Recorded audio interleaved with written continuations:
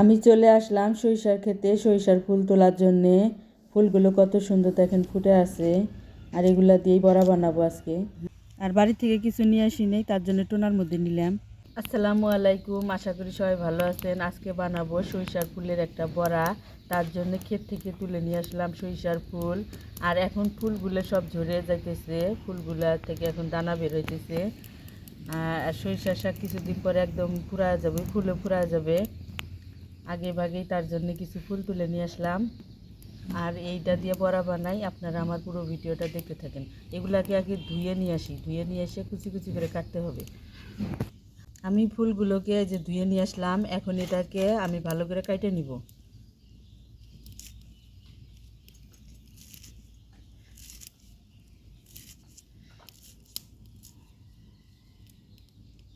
সাইডে থুয়ে দিই, এটা সাইডে থুয়ে দেন রাখবো।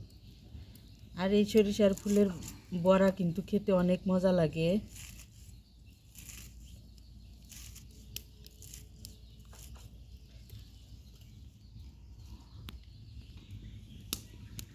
আমার ফুলগুলো কাটাকাটি করা শেষ হয়ে গেছে। আর এই ফুলের মধ্যে কি কি মশলা লাগবে সেগুলো আমি এখন দেখাই। এই যে ফুলের মধ্যে লাগবে, এই যে শুকনা মরিচ আমি কাটে নিছি, কাঁচা মরিচও কুচি করে নিছি, রসুন কুচি করে নিছি, আদা কুচি করে নিছি, পেঁয়াজ কুচি করে নিছি, আর এই যে ধনিয়া পাতা। এই উপকরণেই আজকে আমার এই বড়াটা বানাবো। দিয়ে দিলাম ফুল, কুচানো ফুল দিয়ে দিলাম। এক মুঠো চালের গুঁড়ি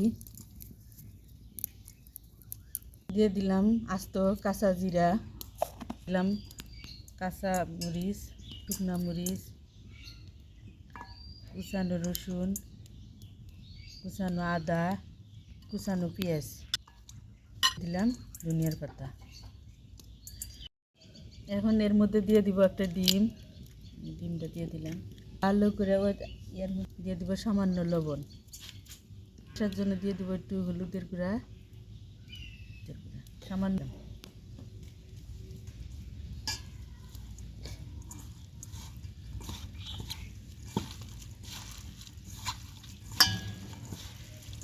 আমার সবগুলো উপকরণ একসাথে যে সুন্দর করে মাখায় নিলাম। এখন এটাকে ভাজবো, এর জন্য বসা দিব নোয়ারা, নোয়ারা বসা দিলাম। তার জন্য দিয়ে দিলাম তেল বেশটা পরিমাণ।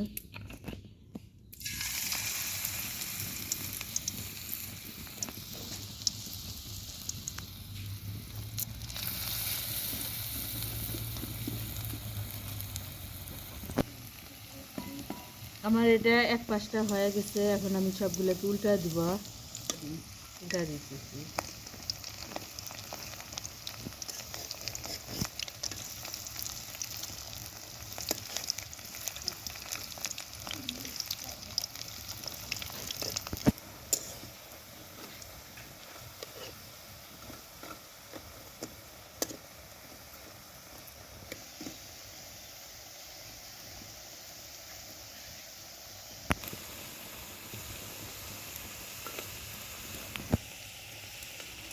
আমার বড়াগুলো সবগুলো ভাজা শেষ হয়ে গেছে, এখন তুলে নিয়ে নিব। এই দেখেন সুন্দর একটা আসছে, কালার আসছে। এই যে এক এক করে সবটি বড়া আমি ভেজে নিলাম, একদম মুসমুসা করে। খেতে কিন্তু অনেক মজা লাগবে। আর এই যে সমস্ত মশলা আমি যে আস্তে আস্তে দিছি, যেমন আদা, রসুন, তারপরে যে কাঁচামরিচ, এগুলার যখন কামড় দিয়ে খাবেন তখন কিন্তু খেতে সেই একটা টেস্ট লাগবে। আর এই দেখেন বড়াগুলো কি সুন্দর একদম মুসমুসে ভাজি হয়ে গেছে, যে ভিতরটা। আর এইভাবে আপনারা বাড়িতে বানিয়ে খাবেন, খেতে কিন্তু অনেক মজার একটা বড়া, খেতে খুবই ভালো লাগবে। সবাইকে ধন্যবাদ।